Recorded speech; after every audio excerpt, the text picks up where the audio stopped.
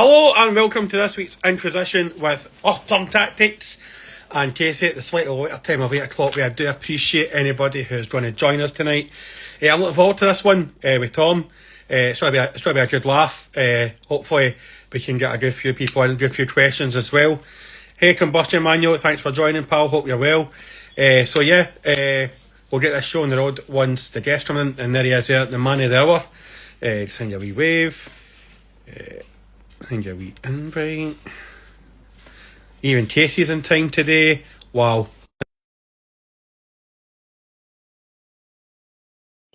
Yes, Casey, there's no chance Casey's going to be late. Child should be sleeping and all that good stuff. So we'll just wait for the two guys to join and then we'll get on it. Hey Tom, how you doing? Yeah, good, thanks. How you doing? Yeah, not bad, not bad. And we've got a beautiful sight of Casey's ceiling, which is awesome to see. And a frozen head. And he's probably got connection problems. So I just want to say thanks for joining us tonight. Been watching your videos now for the last month or two, and it seemed like a no-brainer. Is the Warhammer tournaments are starting to really rally up now that we get somebody on who does some quite different and good content. We may as well just dive straight into it. The first question that we asked everybody is, what age were you? What was your first model? And who got you into the plastic crack that is Warhammer? Yeah, so this is actually a bit of an odd question for me because, so usually I tell people that I got into it when I was about 9, walking past a Warhammer store and picked up Fantasy was my first game. But actually, that's not quite true. Because that's like the short story. But actually, my uncle used to play all these like war games, strategy games when I was like really young, and he was playing video games. You know, like one of the first people to be playing video games, I think, pretty much. So when I was like 4 or 5, I was playing these video games on the Amiga console, and one of those games was Space Crusade, which I absolutely played to death, like over and over again. Like, do you guys know? Have you heard of Space Crusade? Yeah. So technically, that's my first ever Warhammer game, but it wasn't even, I didn't even have it on a board game. I had it on a computer. So yeah, that's my very first game. And then as far as the models go, so again, Warhammer was not my first models. Like my parents, both like really artistic people. My dad is a goldsmith, was a goldsmith, is now retired. What was that? Are you a goldsmith as well? No, I was waving to Green Mank. Oh, right. You have to forgive it. Yeah, so like growing up, I had this full, goldsmith's workshop in my house available at my disposal, which was great when it came to pinning my heavy metal models, especially my Bloodthirster, because I had a full, drill set, pins, all the stuff that I needed, solders, everything that I needed to put these models together, these big metal models from Warhammer. But then my mum was a silversmith, and she used to make miniatures. I mean, she used to sculpt out of like the hard wax that you used to seal an envelope. Like, so she used to sculpt like little like charms for like bracelets. She used to sculpt charms for like bracelets and things, which would then get turned into molds, which she would, turn into jewelry, or the places that she worked for would turn into jewelry. She then went and became a hearing aid maker. So I used to go to work with her and used to make hearing aids with her, which again is this mold making process of pouring in your plaster of Paris, putting your ear molds in, filling it with wax, and then pouring that off and making your ear molds, which was a great experience growing up. And my very first like actual miniatures were from my grandparents' house, I think, which was they actually had miniature molds. I think of like D&D miniatures, which were the ones that I can really remember were like lizard men, bowmen, and I had these like molds. I can't remember if they're plastic or if they're plaster of Paris, but at my house on my hob, I would be burning up lead in this small little crucible, having these molds by the side, probably with lead fumes, no ventilation, any of that. But yeah, so heat cooking this stuff up, and I can still remember it like going to liquid, and then I'd pour it into these like casts, and you'd crack it open, and inside would be your miniature, which I would then go off and paint. Again, You must have felt like a bit of a wizard or a bit of an alchemist when you were younger, because like to me, I'm thinking like if you were like 8, 9, 10, you must have thought you were like some sort of like alchemist or a wizard or something doing that sort of thing. Oh yeah, I mean it's brilliant, great fun.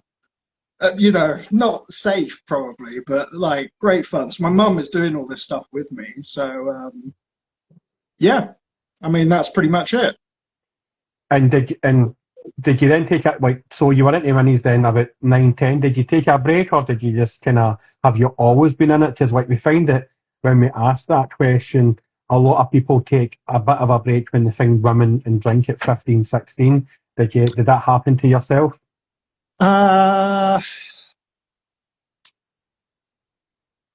Not massively. So I used to go to my mum used to use the local Warhammer store as kind of babysitting on a weekend, because a bunch of kids could go down there. You'd bring your models with you. They'd organise a big game where you'd have like 8 of you on each side of the table, just controlling one unit each. And she'd used to leave me there on like a Saturday afternoon for 4 or 5 hours. But then I think there was this introduction of that Warhammer in the UK could only be played if you were like over the age of 16 or something like that. There was some kind of age restriction issue which stopped me from being able to be dropped off at the Warhammer store, which is a bit of a shame. So that kind of shut down my Warhammer. But it was only for a few years, and honestly, like during that time, I think I was playing like Chaos Gate, like the original Chaos Gate at home on the computer, and that sort of game. So I was doing that, and then I remember my first job that I had.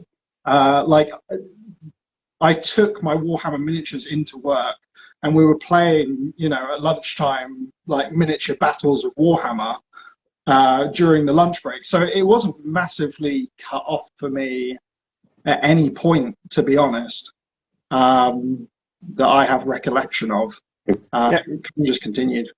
Yeah, I mean that's pretty cool because I say like a lot of people like once they start going to like university and they start like doing the drinking and partying, they kind of fall away from it, and then they start coming back to it when they're like 21, 22, when they realise that they've got some adult money and like maybe stumble across, or when they're leaving their mum and dad's house eventually and their mum gives them a box of Warhammer stuff and it kind of sparks up the nostalgia.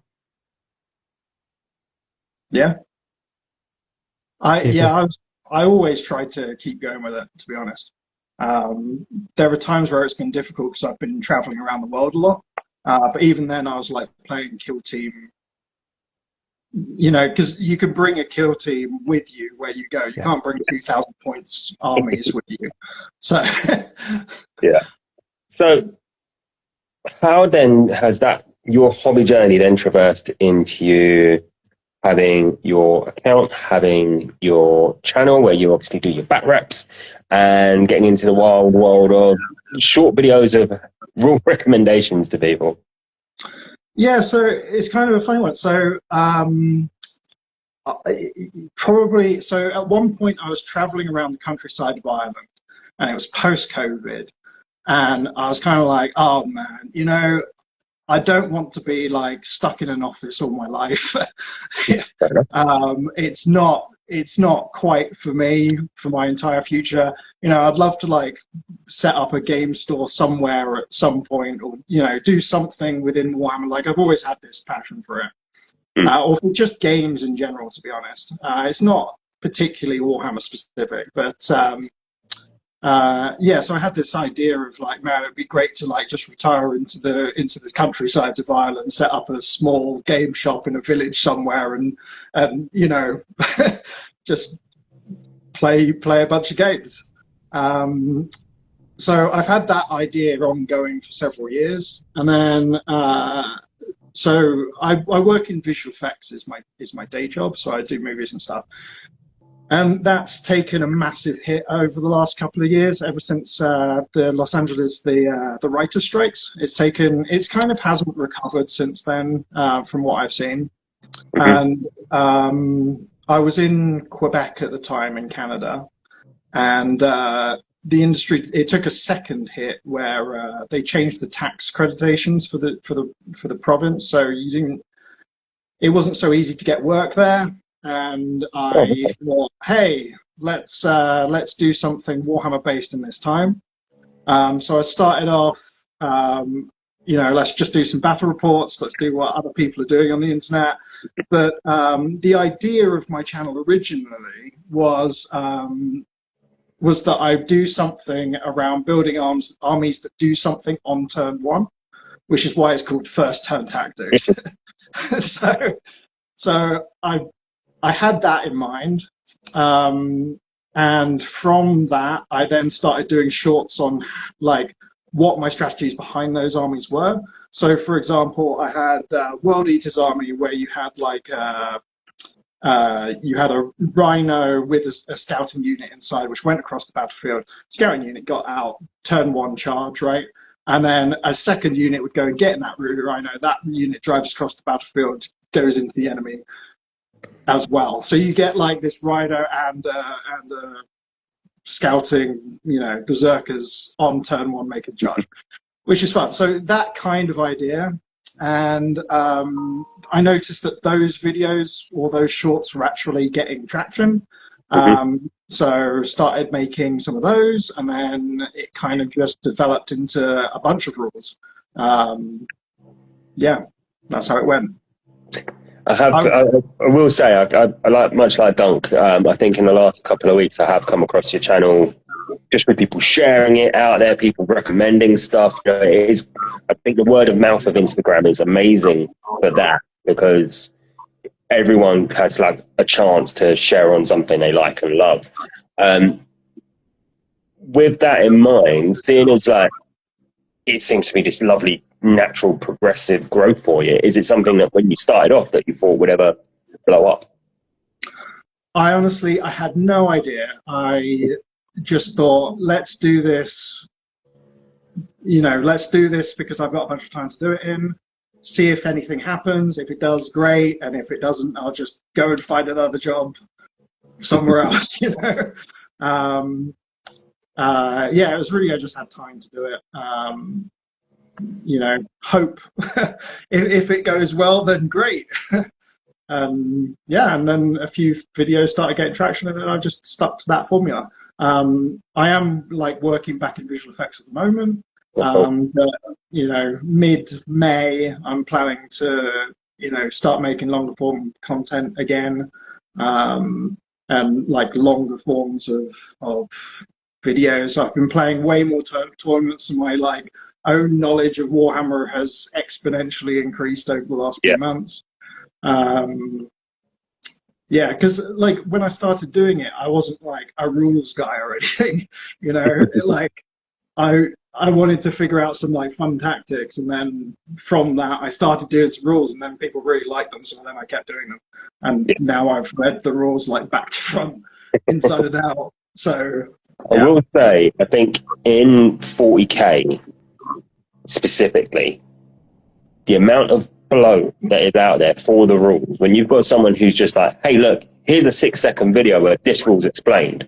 Yeah. It does a much better job sometimes of reading the rule book back 2 or 3 times and thinking, have I got that right? And it also then serves as a great point of reference as well.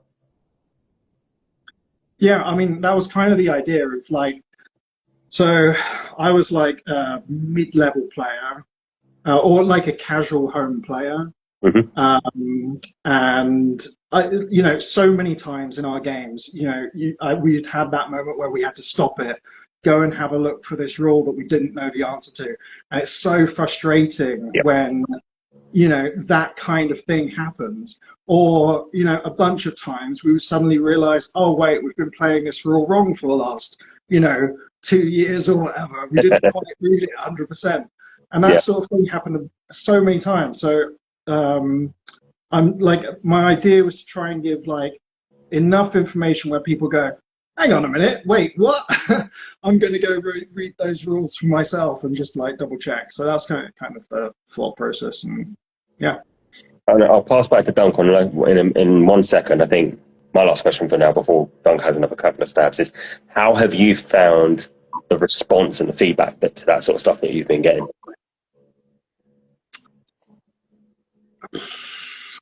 Generally really positive. Yeah,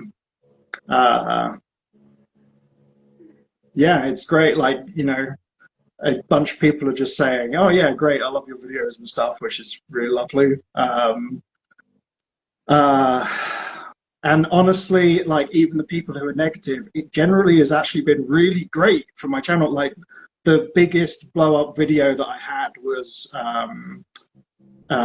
basically caused by this one guy arguing with how the pile-in move works, and all these other people arguing with that one guy. So of course the video got like 100, 200 comments, which is great for the algorithm. So even if it's negative response, like, you then get like this like comment chain that happens, which then causes the video to like get viewed by loads of people. So I suffered from that before we set up the Inquisition page. I think it was when Mechanicum posted a picture of their scout sniper, the guy in stilts, and I just went, "This is a horrendous model." I'm not a Mechanicum player, so it's a model that I'm never going to touch. But this one guy, because everybody was slating it, and I was slating it as well. But this one guy took offence to what I was saying about the model, and like, he was arguing with everybody in the chat, and it was like your work's done technically, because you can just sit back and just watch all these people argue about nothing, and you're getting all these views, which is absolutely fantastic. But what I was going to say, probably one of my favourite videos of yours that was a gripe that I have so much about is line of sight. I wondered when we get to this. It was like the video was like, if like one of your guys can't see the enemy, then the enemy gets benefit of cover. But meanwhile, because I'm getting ready to play in a tournament this week, but like Casey was playing against a guy who had like one tank track hidden out, so his entire weapons should hit, and that is such a bullshit move. And it's like, how can like a Marine be punished? That whole squad of Marines be punished? And that kind of was like, we're discussing your video, and I thought we should just get this guy on, because I think it will be great for us and for him, especially when it's coming up to tournament season now, where people will like. The video that I watched today was about grenades, and I'm a sucker. I always forget about grenades, and it's like, now I've watched the video that many times, I need to remember to do grenades before I start shooting as well. So where do you come up with the ideas to do your videos? Is it just a rule that you've had trouble with yourself, and then you go, right, I'm going to read up in it and then do a video on it?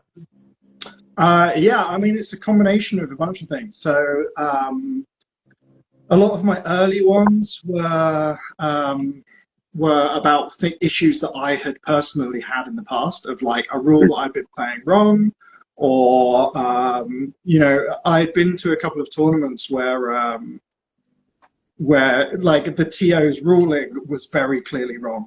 Okay, like my best example was I did a charge against a unit like on one side of the battlefield, and then my opponent heroically intervened on the entirely opposite side of the battlefield, and TO was like, "Oh, yeah, that's just how we play at our club." And I was like, "Oh, cool. Okay, so Let's just walk across the board. Why not?" Yeah. No, well, it wasn't against. It was like a completely independent like 2 sets of units which were the complete opposite side, and he was just like, "Yeah, I'm going to rapid in. I'm going to heroic intervene my first unit into your unit and wipe it out on the opposite side of the field during your charge phase." Yep, that's how they play at that that place. So like nobody, I doubt that anybody in the world knows every single Warhammer rule. You know, like I just like even the people that wrote it, I can't imagine know every single Warhammer rule. Yeah, so when I kind of realized that, like, yeah, so I started making these videos, and then one of the one of the first things I did when I was looking for ideas was I literally just read every single rules commentary and rules like FAQ thing that GW had published, and just looked out for rules that I thought were absolutely ridiculous. So that was another inspiration for a bunch of content. Yeah, that's kind of it. What's your most obscure rule that you know that you can't believe is a rule? Oh goodness. Obviously, apart from a tank track hanging out of the end of a building, and then you can unleash every weapon that you have with no penalty. Yeah, I mean, that's a bad one. Like, all the line of sights in general are... Horrific. There's no other word for it. It's horrific. Yeah, because there's so many of them. They're written all over the place. They're not just like one page of rules in one location. It's like you've got the line of sight rules at the beginning of the game, like for the like definition of wholly visible, half visible, you know, all the like terminologies of it. Then you've got all the pages of, you know, how terrain cover works. And then you've got like the, you know, rules updates where they've got all of the extra rules about being wholly within terrain, not within terrain, overhanging parts of models. Inside terrain is counted as cover, but then if it's, you know, sticking out the side, most people are ruling that that's line of sight, even though in the rules it says that if you're shooting through terrain, it's only what's visible above the base. So it's just like all this stuff like all over the place for line of sight, which is horrific. But yeah, most of it's obscure. I don't... I will say, I liked your one where you were talking about the wounds reduced to 0, but that people forget the modifiers because they're just like, oh, reduced to 0, you're done, nothing happens. I was literally just going to say that one. I think that's probably, yeah, exactly that one. With modifiers bringing damage back up again after damage has been reduced to 0, which I think is not quite right, to be honest. I think if it says it's reduced to 0, it's reduced to 0. That's not it. But that's not the rules to it. So, yeah. I think something's happened with your sound, I think, or is it my headphones? No, you've gone a bit tinny there, fella. Cool. That's all right. Oh, it could be your microphone's dying. Yeah, could be on the way out. Cool. Yeah, okay. Don't worry about it. You'll be fine. Just take your time, man. Yeah, we don't panic. Don't worry. We shit the bed enough sometimes that. Yeah. Okay. How is my sound now? Oh, you still sound as though you're under water. We can hear you though, so don't stress too much. Maybe if I leave and come back again. Yeah, you can try that if you want, man. Don't worry about it. I jump out and then try jump back in. Not a problem. While we're waiting, guys, in the chat, obviously there's a fair few of you in there who are 40k players. Please rack your brains on rules. We've got a rules guy on. We've already been about line of sight being a piece of shite. Get involved, man. And especially, I think, go on, Doug. I was just going to say, this is the best time to say orange brushes, 10% off Inquisition. And they're in there somewhere. Free delivery. Orange ceiling, orange pictures, orange on the wall. You know that my house is sponsored by them as well. Yeah, a house of orange. buy the brushes because we told you to. Yeah. If you buy the brushes, you have to, because it's the law that you buy the brushes. And it's They are the only brushes you can buy. They're the only ones available. Yeah, I'm all the writing a other brushes disclaimer have in there. been made illegal. It's a shame. Yep. Orange, or only they're the only brush endorsed by an orange man. Yep. That might be bullshit. And they're the only brushes that haven't been plagiarised by Dream Stuff World as well. Well, there's other companies out there making different colour brushes, but orange brushes were the first and the best. Yeah. We First and told you. best. And there we go. And he's back. Blood, son. Okay, how is it? Perfect. Great. So we've got a question. We've got a question from Warhammer Pod. They've got a question. What rules would you like to see changed or removed for 11th edition? Because we are ramping up to 11th edition quite rapidly.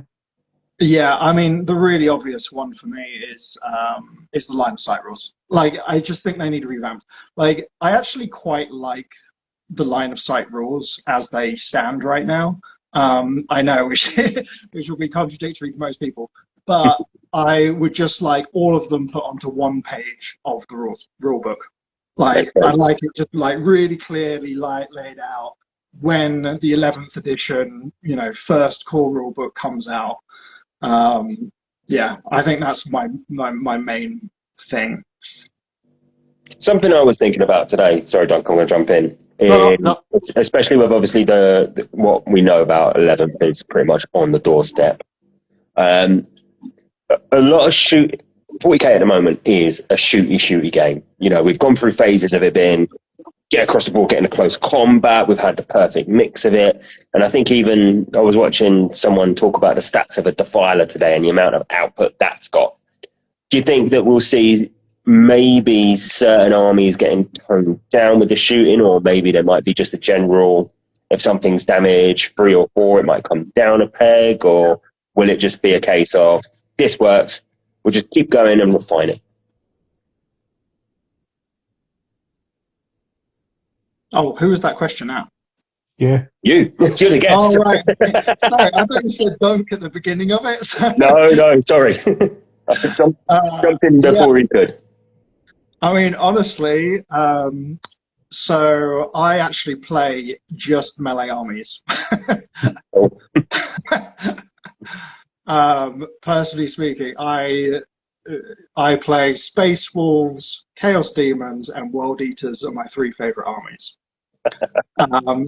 And actually, so I have definitely had very bad experiences of being shot off the table in turn 1, losing 500 plus points worth of my army on turn 1, turn 2. But what that did was it caused me to really use cover. And since I've started using cover way more effectively, which is a reason why I kind of like the current cover rules, because I found that I can get into very heavily covered spaces where the enemy is literally just not able to shoot me in turns 1 and 2, and then I'm able to get across the table and then engage them in melee, which is then what I'm loving doing. Which is why I quite like the cover rules as they currently stand. I just wish they weren't scattered throughout multiple pages all over the place. Melee attacks in general are more powerful than the shooting attacks. Than from what I can see, you're not having to deal with the cover bonus, because that armor save -1 AP bonus affects most things. I barely all the shooting weapons that have a -1 AP. I basically think what is the point of even having that -1? They should either be -2 or they should be 0. That in between just feels so redundant to me in the majority of situations. So yeah, having a bunch of melee weapons that are basically all -2 AP is really beneficial in my personal opinion. But yeah, like I said, you just got to use cover really, really, really effectively. A lot of so there's this issue as well with melee armies where you kind of want this large group of models so that you whatever you go and engage, you then kill off the table, and then you're able to progress into whatever you're fighting next.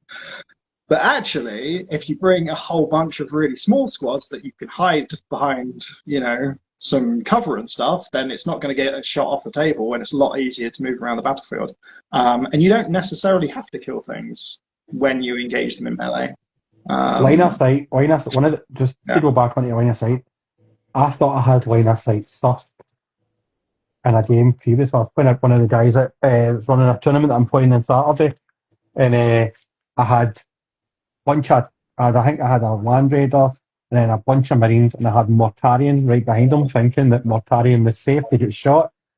He fucking lost it, more or less all bar one of his wounds in turn one. He's like, oh, I can still see him, but yeah, but there's guys in front of him. Yeah, that the screening doesn't work for that. That's only if you want to charge somebody. And I was like, yeah. But yeah. So we did have another question in there from Commissar Molotov.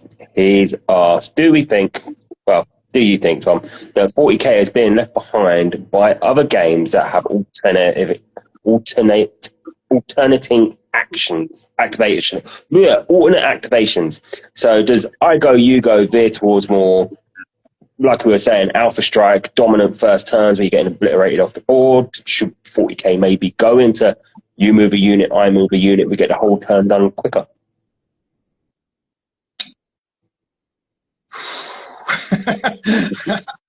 That's a complicated question.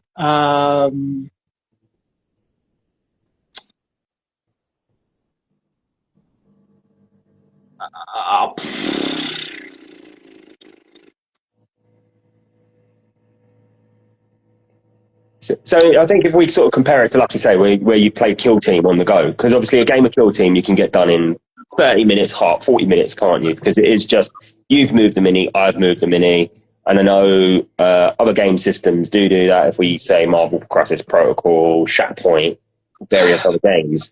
For 40k, when you think about 2,000 points on a table, 4.5 hours sometimes a game, making alternate actions maybe reduces the time, maybe makes you think on your feet a bit more, or and he does say sorry, bless him, in the chat. He is apologising as well. But we talk. I think because obviously 40k is something that you've known and loved for so long. Yeah, I go, you go, and alternating actions. It rips the rule book up, doesn't it? It makes it a completely different game almost. Yeah. I was going to say, because, I don't know, I don't know how that changed this. I'm definitely at the point now where I'm starting to play in tournaments, and I like the competitiveness of it. And most commentators that I see out there kind of have this agreement that the 10th edition is the best edition of Warhammer in regards to having an actually fairly balanced and competitive game, which it generally speaking has not had. Well, it hasn't been fully balanced for every single army on the docket for previous versions. What was that? Dunk, is that your dog? Yeah, that was my dog, the German Shepherd, who doesn't really shepherd much apart from the couch having a moan to herself. Fair enough. Apparently they do not agree. Yeah, she's not happy with line of sight or how Warhammer's going this now either. Yeah, so I like that ability of being able to set up a plan of being able to move things where I want to then engage. If you're going to one versus the other versus alternate movement, it starts to change the game very dramatically. I just feel like that would be a whole different game system, to be honest. Yeah, it's probably my feeling at this point. It makes sense, because there is a lot of arguments that maybe it could be beneficial, And then I suppose they've got Kill Team, they've got the AOS version as well, which I can never remember the name of. But it might it work? Who knows? Maybe they could give it a go, see what happens, and if it doesn't, just go back to what we know best. Yeah, I just feel like there's too many people that like the way that it's done right now, and that's such a large change to the game, and also like how the game plays at this point. I feel like it, like you say, like Kill Team kind of has covered that for them potentially. Yeah. But anyway, So this is the time of this is the point part of the show. Sorry, where we've warmed you up. We've asked you some Warhammer questions, and now we want to delve deeper into the mind of Tom and what Tom likes to do. So obviously you're English, but you're living in Canada.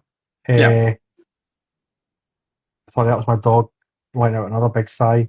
When you're sitting relaxing, be it in Quebec, Canada, or back in England, what would be your crisp or chip of choice? As long as it's like a thick cut crisp, that's what I would go for. So I like a kettle chip or something. I'd usually go for like a cheese and onion, or a variety of that, like sour cream and onion, or one of those types. And when you're I'm going to jump in for a dunk there. That's interesting because a lot of people, when we ask them that question, they shoot for a flavour. They don't actually shoot for a style of crisp. That's turned the question on its head. Yeah, we don't usually get the thickness mentioned of the crisp. We don't usually mention that. It's usually, like as you say, they go for the Pringles or they go for somebody mentioned lamb and mint crisp that will Walker Sensations. But we've never had somebody mention like they like a thick crisp, which is interesting. Yeah, we've got there's Miss Vicky's over here in Canada, which I like as well, because it's like a thicker chip. I like a crunch. Is it like a big Is there anything as a crisp that you miss back being over in the UK to Canada? I liked Walker's Max Paprika flavored would be the one that I'm missing. No, they're a solid crisp. They are good. Sandwiches in general, actually, as well, like the whole like lunch, because they don't have like an M&S sandwich or something. Oh, the old meal deals. Just not a thing that's as good over here. Meal deals, yeah, exactly. God damn Canadians. So when you're sitting relaxing, having your crisp, your thick crisp, and a bit's get stuck in the back of your throat and it's been a bit too thick, what would you like to wash it down with, either alcoholic or non-alcoholic beverage of a weekend? I mean, honestly, just a cider. I like a good cider, honestly. English cider particularly, just any of them, because they make them good. They're not quite as, it's another thing that I kind of miss about England. It's like all the ciders are just better in general. I feel bad saying that, but don't. Just my taste. You're allowed to feel homesick for something, aren't you? Honestly, we have broken new territory in this, because usually, as Casey mentioned, nobody ever mentions the thickness of crisp, and I don't think anybody has ever mentioned cider. It's always lager or the fizzy juice or tea or water, but nobody's ever mentioned cider. And cider does have a place. And it's a scorching hot day. Football's on, you're in a beer garden, and you have a couple of Strongbows or a couple of Thatchers or Merrydown if you're 15. Do you know what I mean? Like, you can't beat a good cider on a day. White Lightning. Oh, Thunderbirds. Do you know what I mean? Like, Pulse. Remember Pulse with the kind of that green bottle? Yeah. Maybe it was just a Scottish. Maybe it was a Scottish cider. It was like 5 litres for about 26 pence or something. Yeah. No, I had White Lightning, and what was it? I feel like it was like Old English or something. Yeah. Yeah. Going back to university days, but I don't. It's not my taste anymore. No. So you also mentioned there, as we are off topic for a bit, that you have some All right, Dunk's dog. We're getting there. Oh, you're also a bit of a gamer on the side. Obviously, you've mentioned Chaos Gate. You mentioned your Space Crusade. Do you keep up with your computer gaming as well, or? Not massively. I play, so this is funny. So most of the games that I play are not mainstream games. So right now I've been playing Panzer Corps, which is a turn-based strategy game, Oh, um, which you won't have heard of. And funnily, I started playing the original Baldur's Gate, was something that I was playing yeah.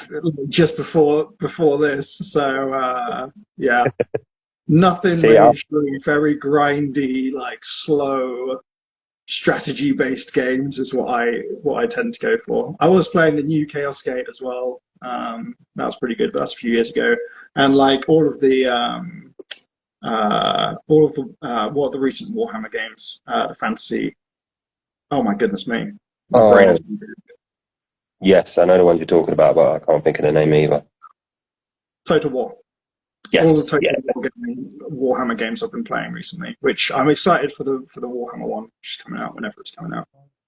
You know what I started playing, and I downloaded it on Steam there about a year ago? Chaos Engine. You remember that back in the day? Like a kind of wee steampunk. It was a kind of wee steampunk game. Yeah, I even know the cheat code for it, which is just to put your name in as T recurrently, and then you get unlock all of the money.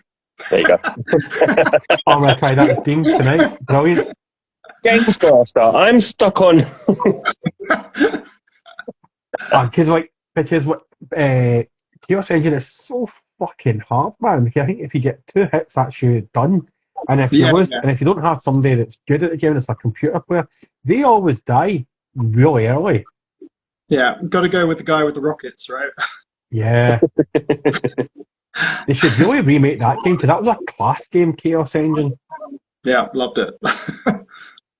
See, I appreciate though that you're into the turn-based stuff, the grinding strategies, because like me and Dunk often talk about back in the day getting stuck into games of Command and Conquer Red Alert 2 for hours and hours, and there were other games I play. There's another one. What's it called?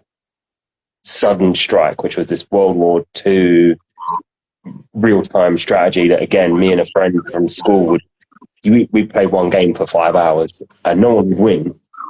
But that was part of the fun of it, because you were just grinding it. It was making your brain work. It isn't just a case of smash armies against an enemy and see what happens, which sometimes 40k might feel like, because you've actually got to feel, you've got to think, you've got to flank, you've got to do this, you've got to dive. You know, I think there's a little mindset, isn't there, from a war gamer that can sort of really slot into a strategy game quite easily.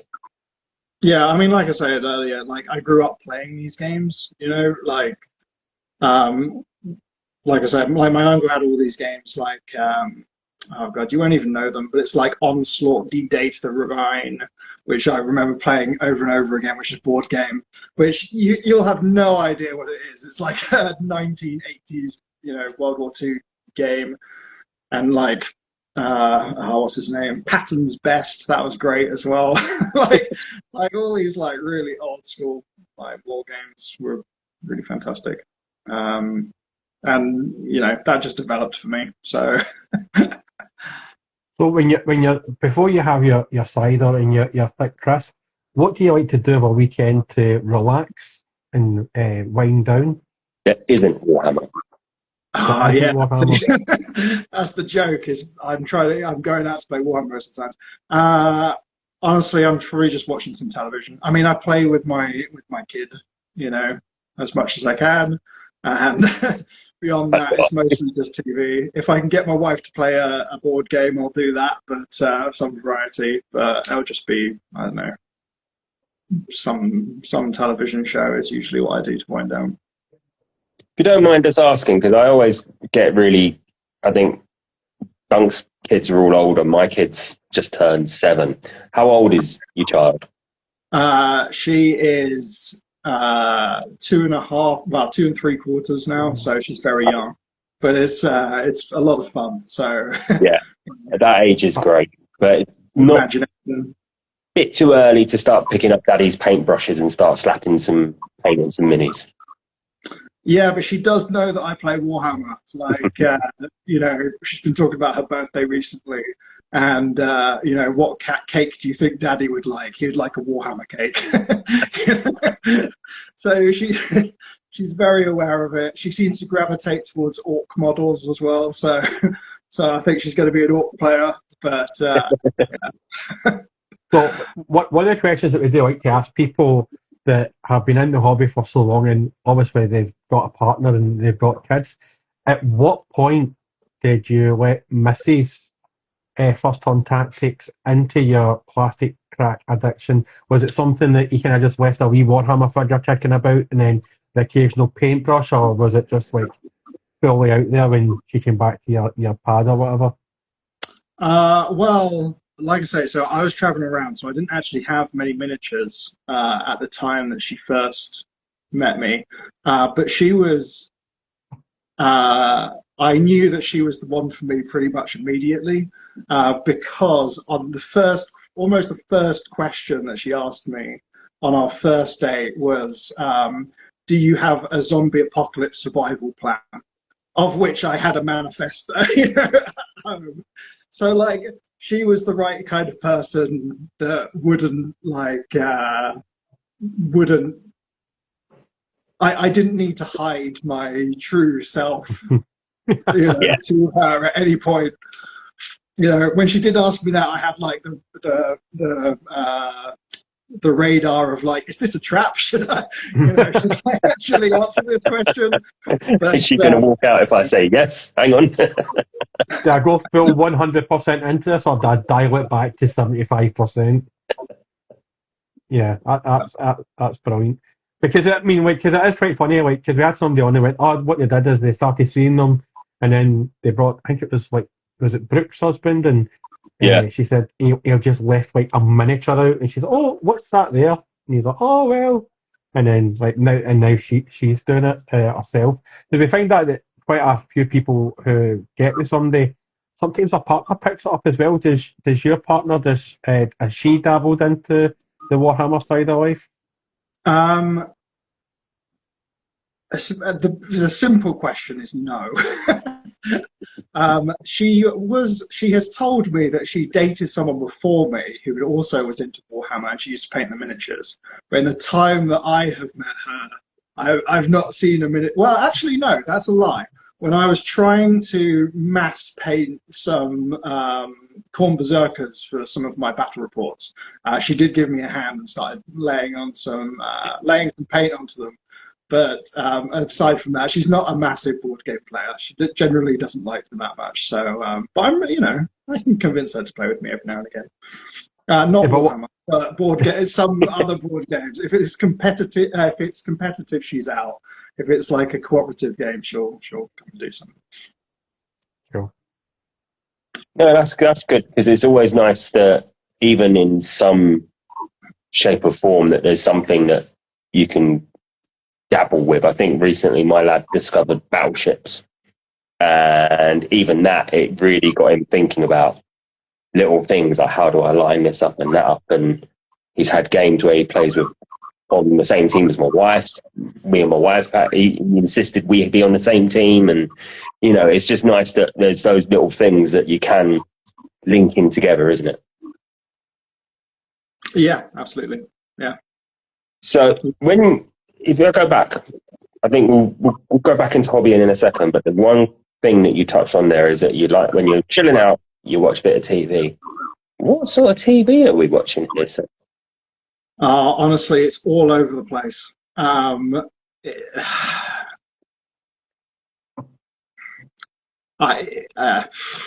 don't have a specific thing that I'm interested in. It's the same with music as well. I generally like songs and not the artist.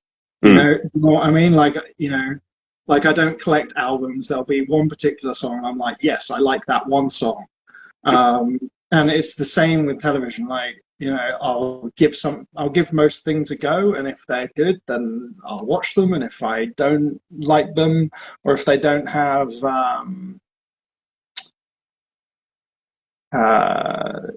yeah, I don't even know. I don't even know. But yeah, I'll literally I'll watch Love Island. Like I like Love Island. Okay, yeah. But on the other side of things, I'll watch I'll watch anything. I don't even have like a favorite genre or anything. I will say it's lucky Dunk's not here at the moment because when Love Island is on, he makes sure our streams are promptly finished so he can go off. Fucking love, There he goes. love Island. Do you know what I mean? Oh, can he beat it? I like to see idiots that have muscles and no brain cells. You know what I mean? Brilliant. And I've got neither. I've got no brain cells and no muscles. Hence why I'm still sitting here trying to get famous. You know what I mean? Sorry about that. Somebody at It's great. but I fucking love Island. Trash TV. You've got to love a wee bit of trash TV. Yeah, love trash TV. They've got Temptation Island coming out soon, which is like the extreme version of Love Island. You kind of think you could get any more extreme than Love Island. Oh, it is on a whole other level. Is that the one where they have like a couple and then they bring in like singles to try and tempt? I've seen that. Yeah, it's brutal at times. Yeah, I've been seeing my girlfriend for 6 months. We're solid, and then some bub comes in. He's like, "Who? I don't know who you're talking about." And he's away with some other lassie. Yeah. Oh, was that the one where the Spanish or the Mexican one where the Montoya was running down the beach? Yeah, exactly. Yeah. All right. I unwillingly know about this now. Of course you do. You've got a girl like. Sarah doesn't watch that stuff. It's those TV shows you just get like sucked in. It's like I remember the wife was watching Vanderpump Rules, and it was like an offshoot of the Real Housewives of Beverly Hills. It was like a woman called Lisa from England who set up like a restaurant, and it was all about the bar staff, and it's just like you get sucked into the drama, and then before you know it, you're 10 seasons deep and you're hating people that you don't actually know. But it is what it is. So I'm just going to jump back on to some Warhammer stuff because I could talk about trash TV all the live long day. There is another guy that does like kind of videos similar to you, kind of American dude. He goes, "You're telling me," and it's like a kind of sarcastic way. Kind of goes, I think he was doing the thing with the Defiler. He's like, "You're telling me that the Defiler can do 150 damage on." Nice. That yeah. guy. Have you ever thought of doing like a kind of collaboration with him, like with your English accent and his kind of American accent? I think that would be quite cool. Yeah, I haven't honestly thought about it, to be honest. There are other ones that are closer to what I do. I think there's a guy which like Grimhammer Tactics, I think, that does videos really similar. And there's another one, I can't remember all their names. But yeah, the nice guy. Nice. He generally just reads out the stats of models from what I've seen. Yeah. Which is cool. Like, it definitely makes me think on some occasions, but it's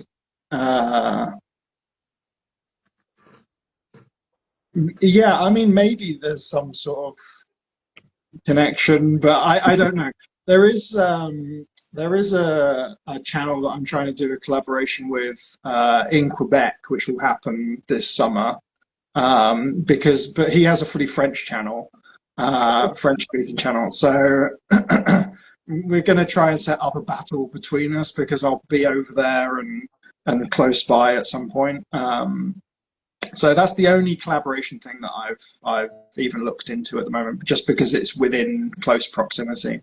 Yeah. I have met a few of the Play on Tabletop guys because I was playing at the Wet Coast, the Vancouver Grand Tournament. So that was cool. I got Tycho from there to follow my channel. So that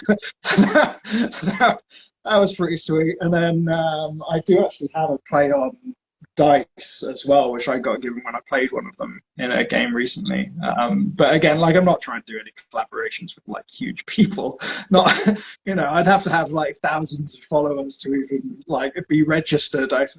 Be on people's radars. But we'll see. We'll see with time. It's just a bit of fun though. Like, I mean, we all enjoy doing our own wee. Like, I'm not going to belittle what you or I or you or we do, but we all enjoy our wee silly things that we do. Like, it is a bit of escapism away from the hobby as well.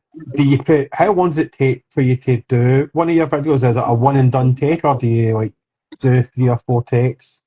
No, so every single one probably takes me between 4 and 6 hours, I would say. Because I look up all the rules. Because I think the biggest problem is I really double, triple check that I have not got any rules wrong. Because I know that, if I get something wrong, someone is going to call me out on that, like almost immediately. So I have to be really, really thorough about making sure that I am, 100% correct. Although I do often leave like a small detail out here or there purposefully so that someone then comments, and then I already have in my head, like, I know exactly how I'm going to respond when someone points out this small fault so that I can give that like expansion of a rule, because like I want to keep these things like kind of concise and stuff and like interesting to watch. So I make sure I get my rules really right. I record it once. I usually then find out that I've missed some things out, so I end up recording like a second version, editing parts into it. I do I then go and find all of the rules in like the commonly available documents. Like, I'm not going to go find out anything behind any paywalls or anything, because I don't want, I'm making sure I'm not like whatever it is, using things that I'm not allowed to use, and then I'll put those rules on the video clip, and then I go, and if it makes sense, I'll then go and record, tabletop shots of that. I sometimes will generate some AI content, which is actually way harder than people think, because I actually take the miniatures that I own or friends' miniatures and I turn it into AI. I don't just use like a command prompt or anything. So like shooting it correctly in order to get like the animation to actually behave is actually quite tricky, which people don't always know, but like I use it as like a little thing. It's not in most of my videos, but sometimes I'll use that if it makes sense for like the story of the video. And then I'll also take images of like certain units and things, and then Photoshop them, bring them in or overlay them in the video. So there's like a lot of elements that I like put together and build together in order to create a clip. It's crazy when you think about it, because we're seeing the final 6 to 10 second product, know, and that is, as far as you're concerned, that is your perfect version. We don't get to see the amount of effort that you've put into it behind the scenes, that it is taking you 2 to 3 hours for 6 seconds worth of content. I think, as Dunk said, like, some of the stuff that we might put up is just us taking the mickey half the time, but for someone doing it seriously, that is a lot of effort. Well, the funny thing is that it actually isn't that much effort relative to a lot of the other stuff that I've done. Like, I'm a visual effects artist, day to day, and we will spend, 4 seconds will take me, I don't know, it could take me like 2 to 3 days to generate 4 seconds worth of work. And that's just my one department of 9 or 10 departments. So if you think about how much effort goes into that, I'm very used to that. And then the first content that I was generating was battle reports.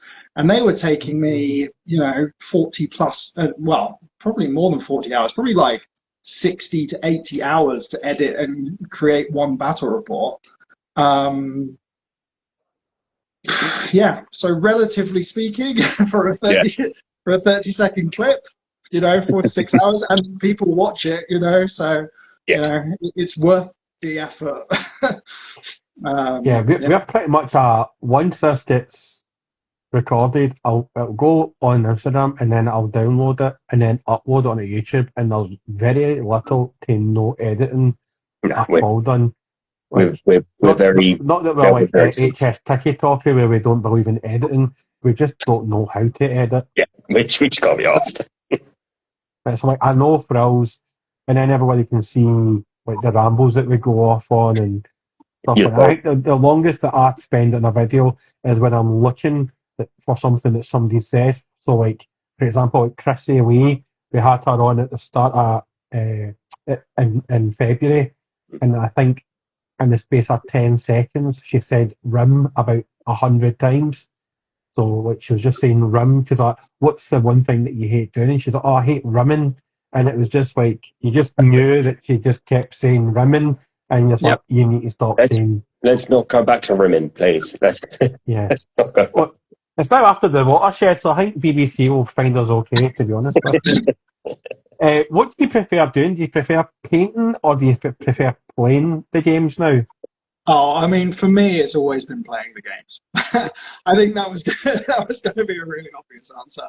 Um, yeah, it's honestly, it's always been my interest has been playing the game over painting them. I do enjoy painting, but I find that my time is very limited. Um, uh, yeah, painting takes a long time, and like I just said, like I'm spending a lot of my free time right now editing short videos and things, So like I'm just sitting in front of the television, like editing things on the side whilst doing my job, you know. Do you So see yourself getting into more faction-based rules, or is it just are you just going to keep doing the general rules? Like, because obviously every faction and then every detachment's got its own set of stuff. Do you see yourself getting into that, or are you just going to continue doing what you're doing? So my issue with the faction-based rules is I'm a bit nervous about the fact that they are behind a paywall for most of that content. Yeah. And like, I'm kind of trying to avoid, like, I'm not going to be posting anything that is, hidden to the general public, you know. So But I'm with definitely. Battleforge, you can download Battleforge, and that has everything unlocked. The app, like, so say if I wanted to do a Grey Knights, I don't have the codex for Grey Knights, but I could download the Battleforge. Is it Battleforge? oh, But Whatever it's it's not. app it is. different It's not unofficial third GW party. public, right? Yeah. Sorry? It's not made by Games Workshop, right? I don't want to get on Games Workshop's bad side. Yeah. Oh, Fair enough. But So yeah, yeah. so I think on moving on to your tournaments that you say you've been getting into and everything, how are you performing? Well, so I played in the Vancouver Grand Tournament. I went 3 for 3, which was perfectly respectable. It's my first. That was my first Grand Tournament, which I played this year in January. I played a few like 1-day tournaments before that. So like perfectly respectable, I think. And then so like I said, like I've learned exponentially from that first tournament. So I went and played in another 2-day tournament over in Vancouver, and I actually got I didn't technically get first place, but the organizer of the tournament got first place, and he was my only game that I lost. So I got like the whatever it is. I can't remember first place, but I got a little trophy for that, so that was fun.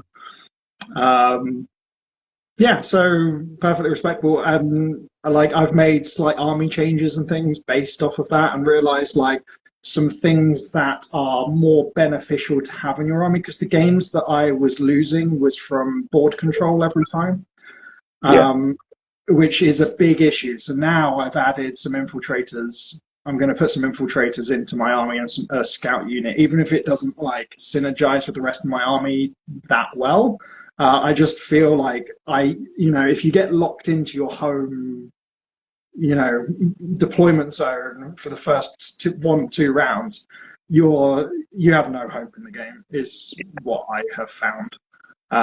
So I need a way to put up that wall and resist that. Yeah, that makes sense, because I will say, I've recently gotten into a league and I've dabbling with tournaments as he goes, but it is that sense of you get some of the rules nailed, you get some of the units nailed, you start moving them about the table, but it is those little things, isn't it? Remembering your deep strikes, remembering your infiltrates and your scout moves, and all of those little bits, although like you say, it may not fit your grander scheme, it all adds up. Yeah. Like I said, so in May onwards, I'm going to make some longer form content about some of this stuff. That I've been realizing whilst I've been playing, and we'll see how that goes. But keep our eyes open for it and look forward to it. Definitely. I mean, like we say, some of the stuff that you've put out there has helped us out amazing. Yeah. So the long form stuff will be extra benefit. So Commissar Molotov has put another question. You mentioned painting versus gaming. What about fluff? Do you have custom characters or background for your armies? That's actually a really interesting question. So the reason why that's interesting is because for like 10 years, I know I was saying I played Space Crusade, but my first Warhammer 40k, because I was playing fantasy as a kid. So my first Warhammer 40k was 2nd edition. Mm. And I was only playing 2nd edition from 2014 to 2000, probably 23 or something, like when 10th edition started coming around. So I've only been playing 10th edition for 2 years or whatever. And the interesting thing about 2nd edition was I was playing Chaos, and your Chaos gods were not defined in factions back then. So I actually built my army was a Tzeentch Khorne army. And the backstory of my idea was this Tzeentch sorcerer had gone off and was trying to gain favor of Khorne. So I've even got actually I'll go and grab my bloodthirster that I painted up for this. Yeah. Love it.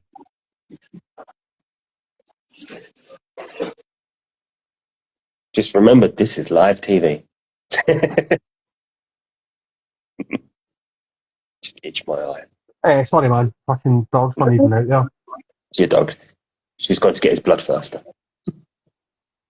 Cool. Chicken likes to see old models. That's because you're an old model yourself, Chicken. That's why. Hey.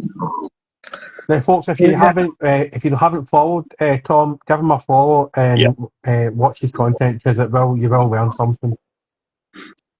Yeah, so I don't know if you can see, but he's missing his loincloth, he's missing his whip, I know, but the color scheme is this blue and red.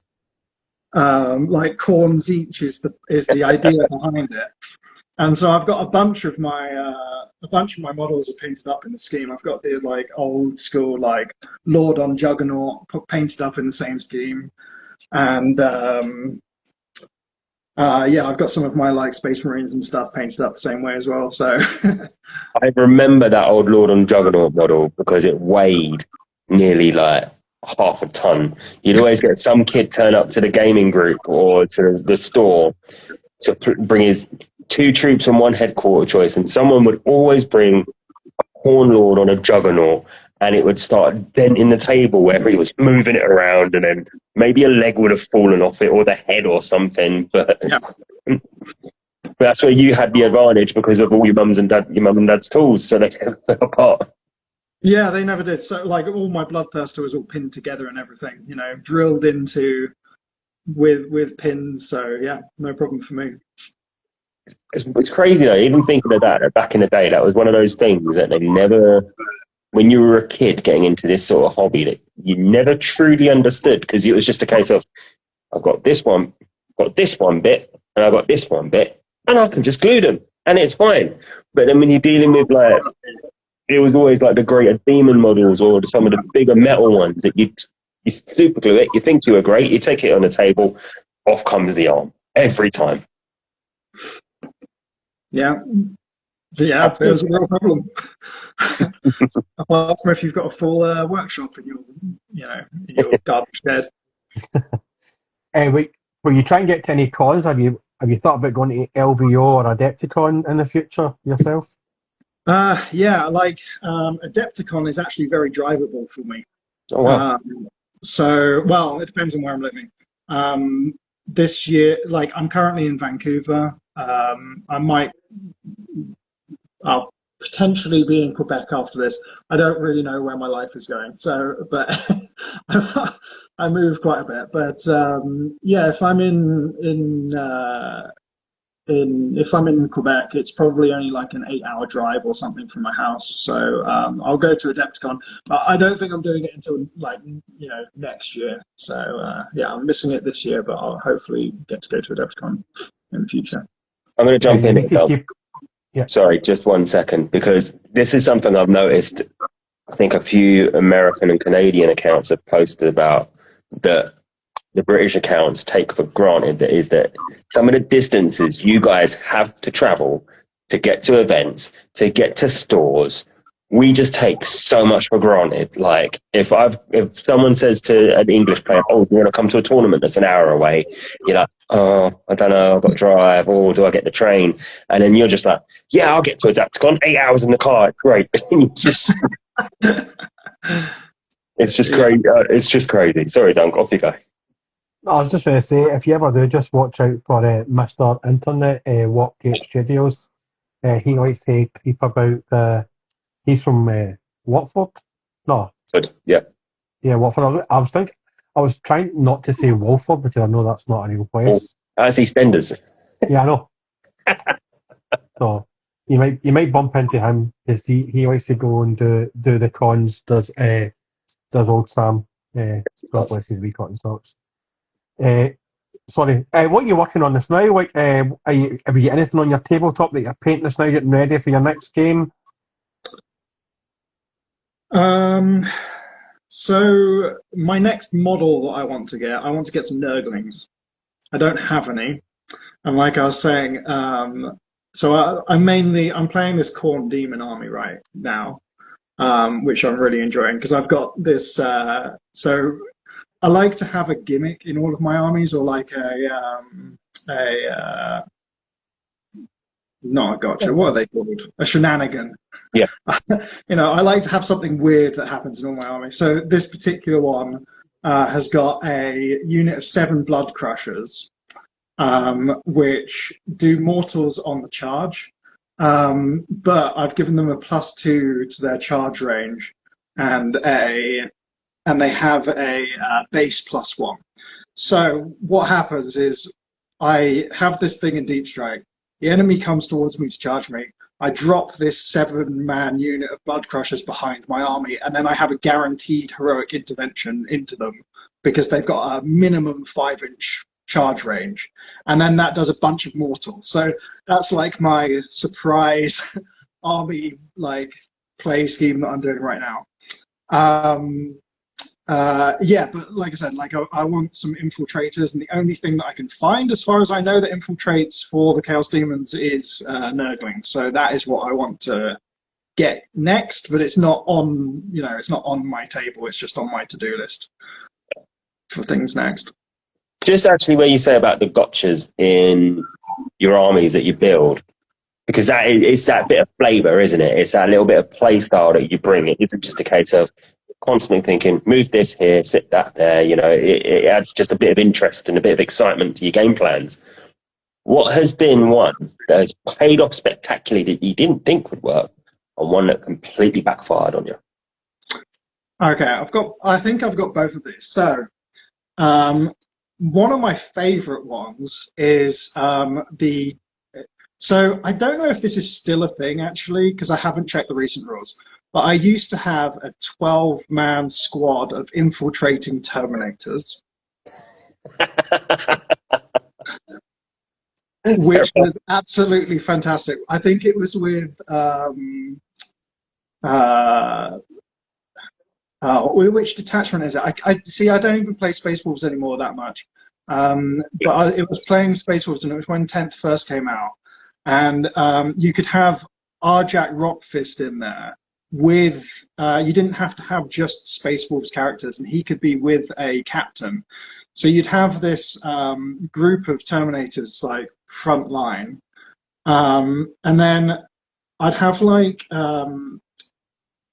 Man, I can't remember the detachment. It's either Vanguard Spearhead or it's Stormlance. I think it's Vanguard Spearhead. I can't remember 100%. But yeah, so you can give it to a lead. You can give this like infiltrating ability to a leader in his squad. So I did that with Terminators, and then so the enemy goes to charge these Terminators. And another thing in that detachment is that you have calculated feint. So I'd stack like a row of scouts behind the Terminators, and then I would retreat these Terminators behind this scout unit because it would only be like 2 inches to do it, or 3 inches or something. And then the enemy can't redeclare the charge. So there's a weird rule in Warhammer where you're allowed to redeclare a charge if the charge is no longer valid. So that's actually, going back to earlier, that's a really interesting and strange rule that I didn't know. So you could retreat behind this small scout squad, and then the enemy's charge would be over 12 inches, but within 12 inches, if that makes sense. Yeah. So it wouldn't be actually possible for them to engage with Terminators, but it still technically counts as a valid charge. And then you've got this 12-man squad of Terminators coming back out on the following turn to absolutely destroy whatever you want, and provide defense for your scouts which are on your middle objective or whatever. So that's probably my favorite tactic that I used to play, which I don't think is very valid anymore. And then the worst one that I did by far was I tried to do a thing where I used a whole bunch of rhinos and used the rhinos to block line of sight for all of my squads. And like, it just did not work at all. Like, the points cost is like 300, 400. So it's really expensive to do, and the payout just was not there, like, at all. So those are my fun little, You've now got me doubting one of my tactics for Saturday, because I've got a Land Raider that I'm going to put some Death Shroud in. And then I'm going to deploy them out and then use my Land Raider as a suicide taxi. So where it kind of charge it into like a bunch of units, and then because it's D6 mortal wounds, if it blows up, and then because I play Death Guard, you can automatically blow it up without having to roll as well. So I'm now starting to doubt if that's actually a good idea or not. It's an expensive model to make as a suicide. And then I'm hoping that my Death Shroud then will clean everything up once they with our flamers and then charge in. But that's my whole thing for this entire tournament, is to get a Land Raider so I can spend the command point so it blows up and then affects everything round, and then everything that's hit with the D6 mortal wounds is then afflicted as well, which is, I'm hoping, will kind of pay off for my. I think it's risky, but you do you, mate. Yeah, because I'm already taking Morty and a Demon Prince, so like a lot of my points are going in three models. So you got to risk it for a biscuit, I suppose. Yeah, I mean, I use a Demon Prince. I love a Demon Prince. They're great. Yeah, I'm really trying to make him a mini Mortarian, because I've got that disgustingly resilient. I've given him disgusting results, so he's got a 5-up feel no pain as well, which I'm looking forward to trying out. So it is. I usually just run Mortarian's Hammer, but I'm running the Victorian Valorant or something. So All these names. There's so many I names. know, so many names. I've been. My nephew has started collecting Death Guard, so I've been playing against them recently, and those Death Shroud Terminators are just a nightmare. Like, they are so tanky. I am surprised. And the other one as well. Oh my god, the Lions faction.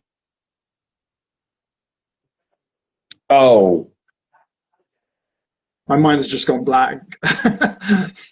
yeah, this is where I need Yeah, some of these Dark Angels to talk about in the chat. But Dark Angels. Okay, yeah. The Terminators in that group as well are absolute. Wing, yeah. Like, it's just impossible to get through them. You know, like some of these Terminators are just insane. But anyway, Yes, I mean, especially when you start stacking them with like characters. I think I've got Typhus attached to my. Oh, it's a lot of virulence I have attached to my Death Shroud. So then they can reroll on ones and also reroll the wounds as well. So it just makes their flamers and then their melee weapons absolutely tanky ever. So I've got a question actually for you as well, Tom. Just thinking about it now. This might be one of my last couple of questions for the night here. But seeing as you are getting so into tournaments and everything, and you've got your plans for the next year, I think interesting for me, like I say, where I'm in a league, I think it's a game every 2-3 weeks. Yeah. What would you recommend from someone going from like a 1-dayer where it's 3 games to like a 2-dayer and it's a bit more intense? You know, what sort of advice would you give to someone who's interested in dabbling it but might just be a bit unsure? my biggest advice would be to make sure there's chairs available.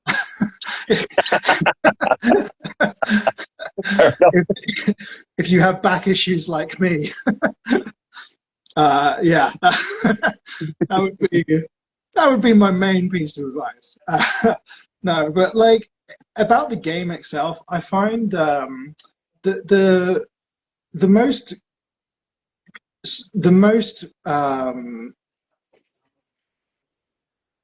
like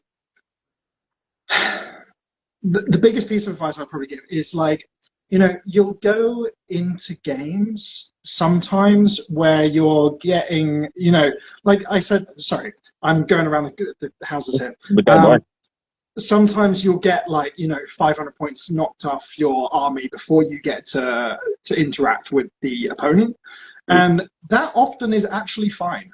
You know, you get your response to those attacks. And I say, like, don't be defeated immediately off the bat. Like, there are ways to work back and still, you know, have a really effective game. Yeah, points in the ranking as well will matter. So, like, you know, figuring out, like, you know, how to do moves and things will be really important for, like, I don't know, follow-up games. Every game you'll learn something from.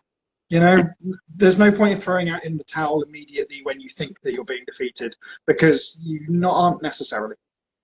Yeah, That's a great bit of advice, actually. I knew enough. My first game I played in this league, the guy was smashing me comfortably, but he looked at me and was like, I'm not going to table you because I want you to learn. I want you to see what else you can do with your army and how you can play it. And my second oppo was a bit more aggressive, should we say, and was like, right, I'm going to get this wrapped up. I've got you on turn 2. I'm just going to smash the crap out of you. And I think both served as good learning experiences. Yeah. Yeah, so it's a great bit of advice. Yeah. yeah. And you'll learn things from what opponents do, like the infiltrating things, where I kept being, you know, locked out in my home deployment zone. I definitely learned from that. Get some infiltrators on the table, get some scouts so that you're not stuck in your home base. Yeah. And then I guess the other thing as well is don't. I would say don't play the rules too strictly. There's like play for fun often. Like I would say that I can see the better players when they don't care so much about model placement when it doesn't matter. Mm-hmm. So like if you're like, I'm roughly placing my models here, I might jiggle them around a little bit, like especially in deployment as well. Like I generally can see that I'm going to have a good game if like I say, I'm playing these huge demon things. I'll place down like, my flesh hounds or something, or like a small unit for my home base objective in the beginning of deployment. And then I won't quite have put them in the right place to fit my bloodthirster in. And, if a person is like, oh yeah, that's fine, just like move some of those models over a little bit, like, place a bloodthirster down there, that's fine. Like, I know that is then going to be a good game. It's going to be a fun game. You're not necessarily like how many people are going to a tournament. Like the statistical probability of you winning every single game back to back and getting the golden ticket is, infinitely small. Yeah. And so most of the games that you're playing are for fun. It's there just to have fun. So like play, the best game that you can. That's what I like to do personally. Cool. Oh no, I've lost that. Hang on. Don't your voice. Sorry, dog was barking there.